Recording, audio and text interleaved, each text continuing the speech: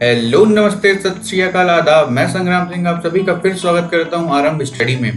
तो आज तारीख है 7 जुलाई और वक्त हो चुका है 10 कदम देखने का, यानी top 10 daily current affairs MCQ, जो कि पिछले दिनों में हुए सबसे ज्यादा इंपॉर्टेंट एमसीक्यू होंगे करंट अफेयर्स से रिलेटेड।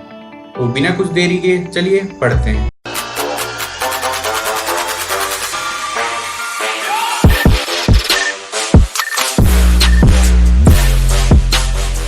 तो देख लेते हैं क्या है इम्पोर्टेंट आज 7 तारीख को।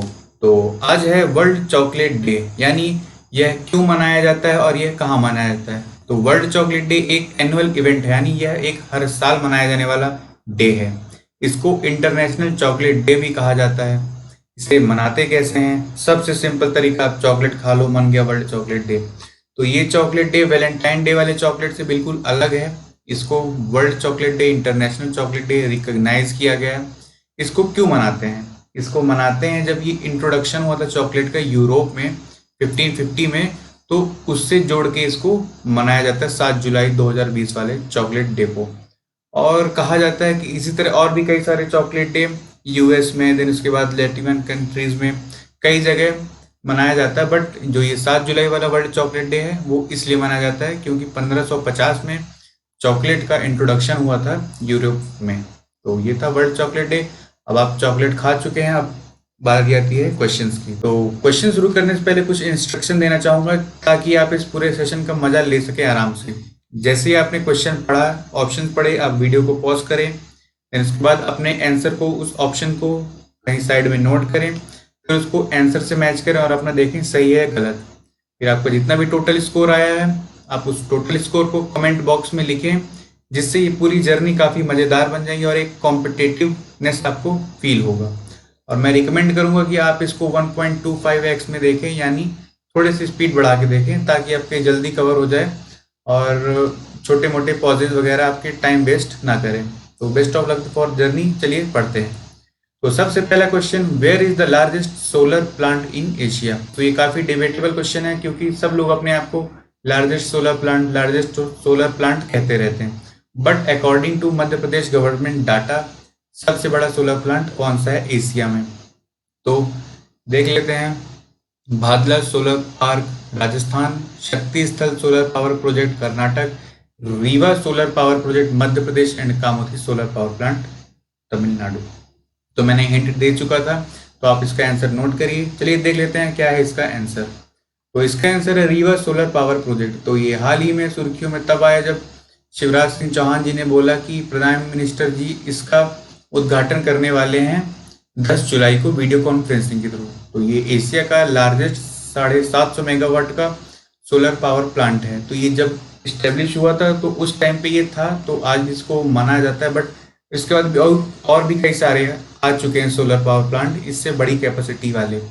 But according to MP government ये अपना रीवा वाला सबसे बड़ा सोलर पावर प्लांट है। चलिए बढ़ते हैं नेक्स्ट क्वेश्चन की तरफ।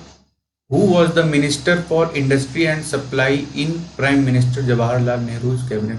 तो आप सोचेंगे करंट अफेयर्स में ये क्वेश्चन अचानक से कहाँ से आ गया 1950 का, यानी आज़ादी के समय के जवाहरलाल नेहरू की कैबिनेट का क्वेश्चन कैसे आ गया। बट इसका आप देखेंगे आंसर जुड़ा रहेगा। Option A Amrit Kaur, B Sardar Patel, C B R Ambedkar and D Shyama Prasad Mukherjee. यानी प्रधानमंत्री जवाहरलाल नेहरू के मंत्रिमंडल में उद्योग और आपूर्ति मंत्री कौन थे? तो ये थे 4 ऑप्शन। अब देख लेते हैं इसका आंसर। तो आंसर है श्यामा प्रसाद मुखर्जी।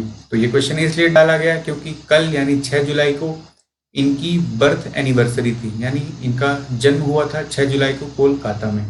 तो इनके बारे में जान लेते हैं थोड़ा बहुत। तो ये जवाहरलाल नेहरू से अलग होते हैं 1951 में। कुछ इनके बीच में मतभेद रहते हैं कश्मीर उसी इशू को लेके, तो उसलिए ये अलग हो जाते हैं जवाहरलाल नेहरू से।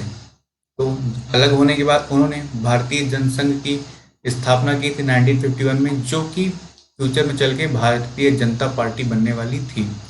तो ये भारतीय जनसंघ उसी का था। तो उसमें क्या होता है कि ये प्रोटेस्ट करते हैं कि एक देश में, यानी एक कश्मीर में 2 प्रधानमंत्री नहीं चलेंगे, चलेगा तो सिर्फ एक चलेगा, वो भी इंडियन कॉन्स्टिट्यूशन के हिसाब से। श्यामा प्रसाद मुखर्जी सेक्शन 370 के अपोज में थे, उसका विरोध करते थे कि ऐसा कुछ नहीं होना चाहिए।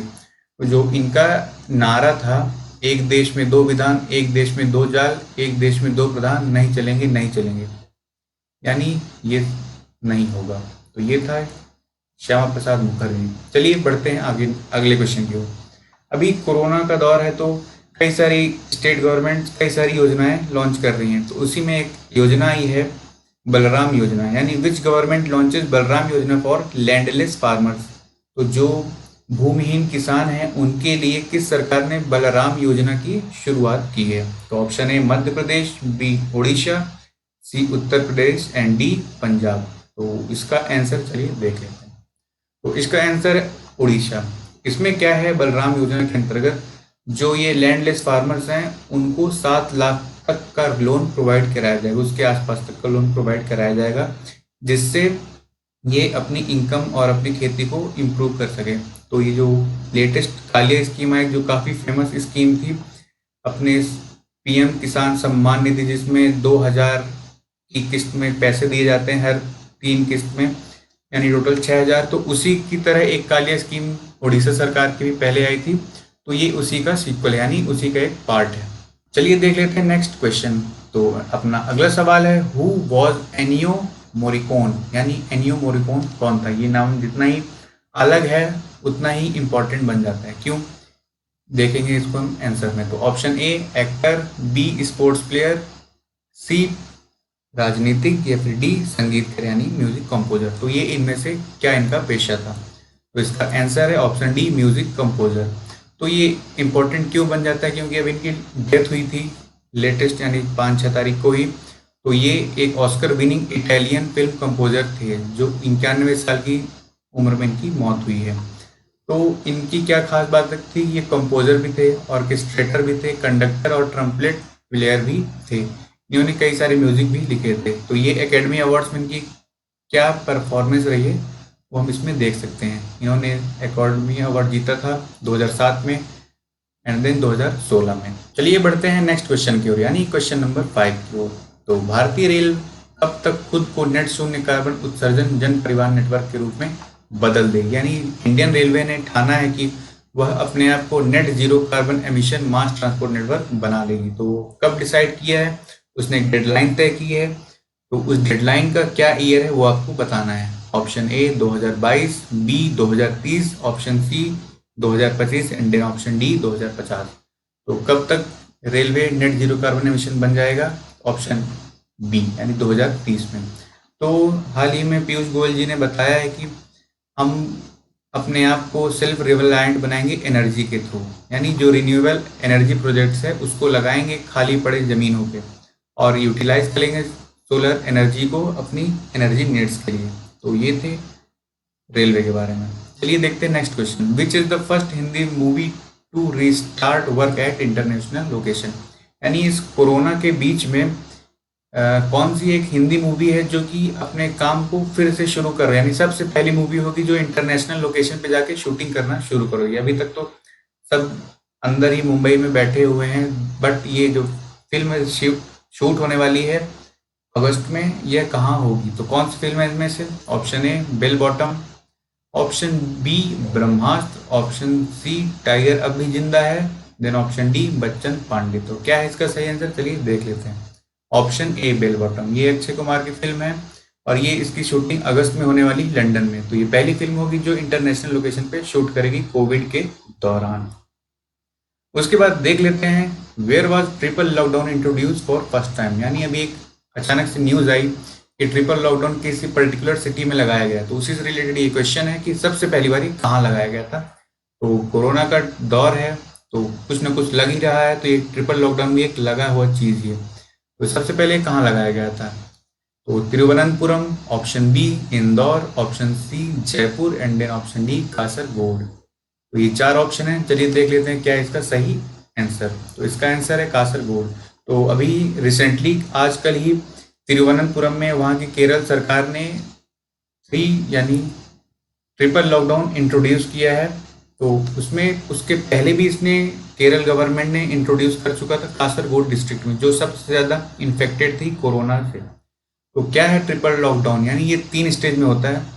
तो सबसे पहला स्टेज, पूरे एरिया में स्ट्रिक्ट लॉकडाउन कर देंगे, यानी जो पूरी एरिया है वहां पे सिर्फ इसेंशियल सर्विस ही चालू रहेगी। देन उसके बाद सेकेंड स्टेज में क्लस्टर एरिया, यानी जो थोड़ा बहुत कंटेनमेंट जोन जिसको हम कहते हैं, वहां पे और स्ट्रिक्टनेस। देन उसके बाद थर्ड लेवल पे जाएगी जहां पे पर्सन डायग्नोस्ड हुआ है, यानी जिसको कोविड हुआ है। तो ये ट्रिपल लेयर लॉकडाउन है। तो यही स्ट्रेटजी काफी काम आई थी केरल सरकार की, इसकी काफी तारीफ भी हुई थी वर्ल्ड वाइड। तो ये क्यों इंपॉर्टेंट है? प्रिवेंट कम्युनिटी स्प्रेड, यानी सामुदायिक प्रसार को रोकने के लिए महत्वपूर्ण है ये। तो चलिए देख लेते हैं नेक्स्ट क्वेश्चन। तो which government launches viewers Samman Yojana, यानी वीवर्स यानी बुनकरों के लिए बुनकर सम्मान योजना की शुरुआत किस गवर्नमेंट ने की है?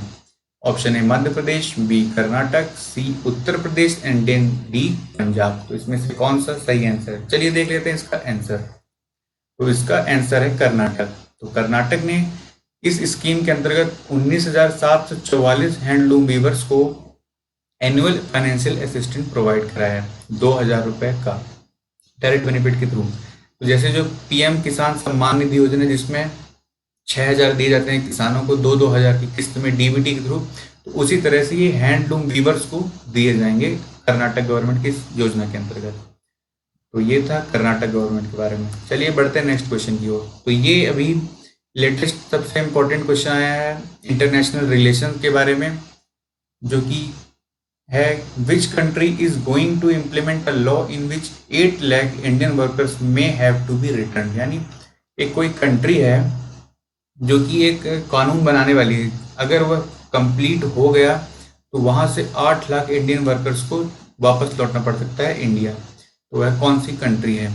तो option A USA, B Japan, C Kuwait and then D UAE. एकदम लेटेस्ट न्यूज है, चलिए देख लेते हैं क्या है इसका आंसर। तो इसका आंसर है कुवैत, ऑप्शन सी। तो कुवैत ने एक बिल अभी इंट्रोड्यूस किया है वहां से एक्सपैट्रिएट करने के लिए वर्कर्स को, तो जो माइग्रेंट वर्कर हैं उनके लिए। तो ये ऐसे ही 8 लाख इंडियन वर्कर्स को नहीं उठा के फेंक देगी, उन्होंने एक क्राइटेरिया बनाया। तो वो क्राइटेरिया ये है कि जो number of migrants from any one country, किसी एक देश के माइग्रेंट वर्कर की संख्या बढ़नी नहीं चाहिए 15% ऑफ कुवैत पॉपुलेशन। यानी अगर कुवैत की पॉपुलेशन 100 है तो वहाँ पे अगर कोई एक कंट्री, वहाँ की आबादी 15 से ज़्यादा नहीं होनी चाहिए, यानी सिर्फ 15 ही भारतीय होंगे। तो 15% से ज़्यादा नहीं हो सकती। तो अगर ये लागू हो गया 15% के अलावा बाकी सबको इंडिया वापस आना पड़ेगा। तो ये भी अंडर कंसिडरेशन है, पास नहीं हुआ है। अगर पास होगा तो ये देखा जाएगा क्या कैसे इसमें आगे होता है। तो ये था क्वेश्चन नंबर 9। चलिए बढ़ते हैं अपने लास्ट क्वेश्चन की ओर। तो डिजिटल एजुकेशन और डिजिटल इंडिया की तरफ एक ये कदम बढ़ा है सीबीएसई ने। तो सीबीएसई ने किसके साथ पार्टनरशिप की है? यानी with whom will CBSE provide digital security, online welfare and certified training to student and teachers in India. यानी सीबीएसई किसके साथ मिलकर डिजिटल सुरक्षा, ऑनलाइन कल्याण और भारत में छात्रों और शिक्षकों को प्रमाणित प्रशिक्षण प्रदान करेगी। यानी सीबीएसई ने किसके साथ पार्टनरशिप की है ये सारी चीजें उपलब्ध कराने के लिए। वो कौन सी कंपनी है? Option A Facebook, B Google, C YouTube and then D Unacademy. तो इसमें से क्या है आंसर? चलिए देख लेते हैं। तो आंसर इसका फेसबुक। तो CBSE has entered into a partnership with United state based social media company Facebook. यानी फेसबुक के साथ सीबीएसई ने एक समझौता किया जिसके अंतर्गत ये सारी चीजें वो उपलब्ध कराएगा। तो ये थे आज के 10 क्वेश्चन। तो आप इसको कमेंट में बताइए आपका कितना दम था इस 10 कदम क्वेश्चन में। तो इस पूरे वीडियो को अंत तक देखने के लिए धन्यवाद। आपको कैसा लगा चैनल कमेंट में बताइए। अगर आपको पसंद आए तो लाइक और शेयर कीजिए और इस तरह और वीडियोस के लिए इस चैनल को सब्सक्राइब कीजिए। जय हिंद, जय भारत।